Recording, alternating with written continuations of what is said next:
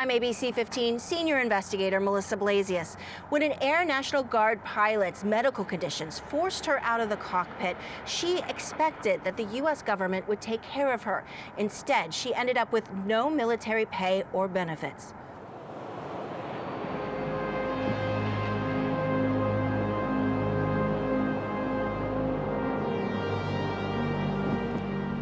I love flying.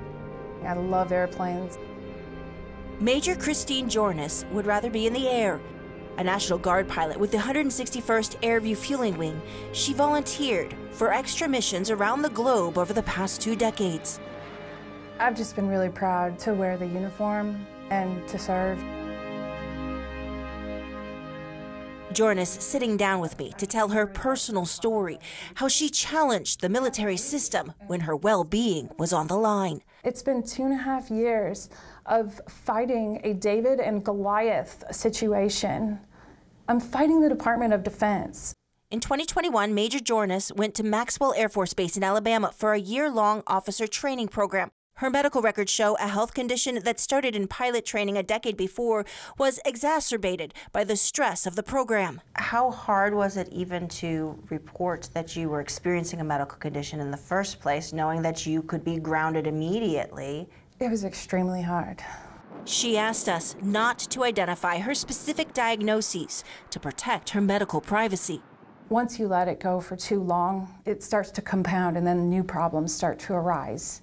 As a National Guard member, not full-time active duty, Major Kjornes also needed to obtain an LOD, a line of duty determination, to confirm her illness or injury was service-connected or service-aggravated. And it was signed off by an Air Force colonel at Maxwell Airforce Base. Kjornes finished her training and returned to her Arizona National Guard base. She said she expected to be on medical continuation orders, paid leave until she was well enough to return to the cockpit.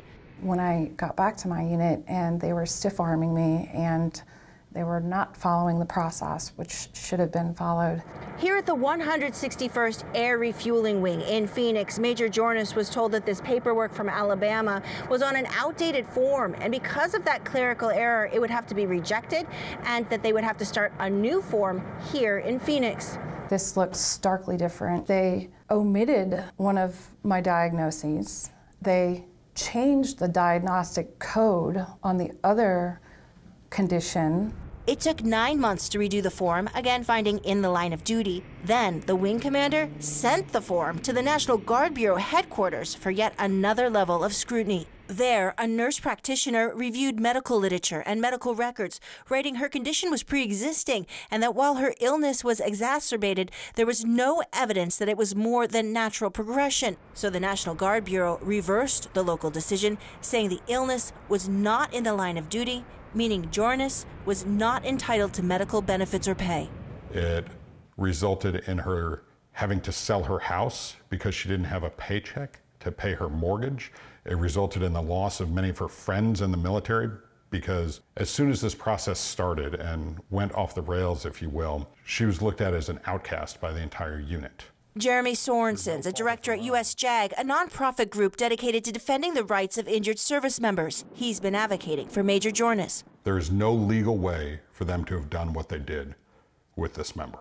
It was an outright abuse of authority by the commander of the 161st Air Refueling Wing for not processing the paperwork that she was provided. And then it was a follow-on outright abuse of authority for the National Guard Bureau to overturn a line of duty determination that had already been executed. The National Guard Bureau tells ABC15 that it is the final decision maker in LOD cases, and overall their processes and systems are consistent with the law, Department of Defense policy, and Air Force regulatory guidance. How hard is it for an individual service member to navigate this bureaucracy? Nearly impossible. Sorensen helped Major Kjornes appeal to the U.S. Air Force Board for Correction of Military Records. Since 2019, the board has considered 33 Air National Guard line of duty cases, overruling the National Guard Bureau only 27% of the time.